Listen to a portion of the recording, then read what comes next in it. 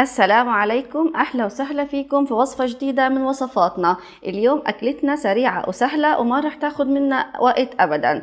رح نعملها في وقت ما نكون مستعجلين.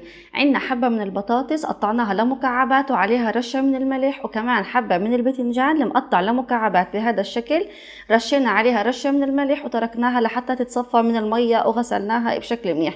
هلأ رح ناخدهم على عين الغاز ونقليهم لحتى ياخدوا اللون الذهبي الخفيف. حنبلش نقلي حبات البطاطا وبعد كده نقلي البتنجان. هيك صارت جاهزة. بعد ما أخدت هذا اللون رح نرفعها عن الغاز، وبعدها بننزل قطع البتنجان لحتى تاخد لون ذهبي خفيف ونرفعها من على النار. البتنجان كمان أصبح جاهز. هلأ رح نرفعه من على النار.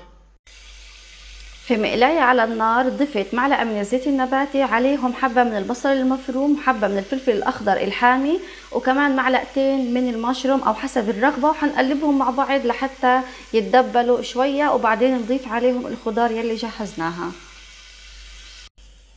أول ما تدبلوا نزلنا عليهم بالبطاطس والباذنجان المقلي ورح نقلبهم مع بعض بشكل منيح.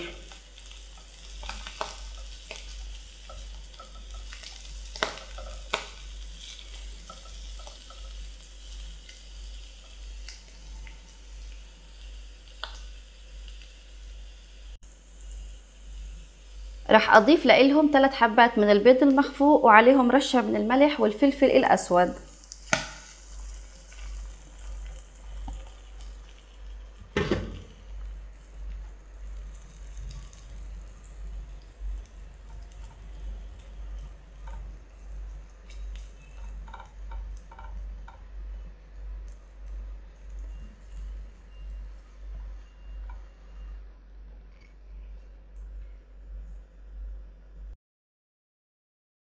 وهلأ رح اغطيها واتركها على نار هادية لحتى يستوي البيض تماما ونطفي عليها النار.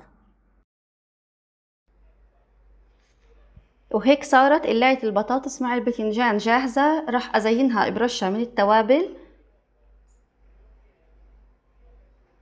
ممكن تزينوها برشة من الفلفل الأسود أو السماق أو رشة من البقدونس. بتمنى تكون وصفتنا لليوم نالت إعجابكم. ما تنسوا تدعمونا باللايك والاشتراك في القناة.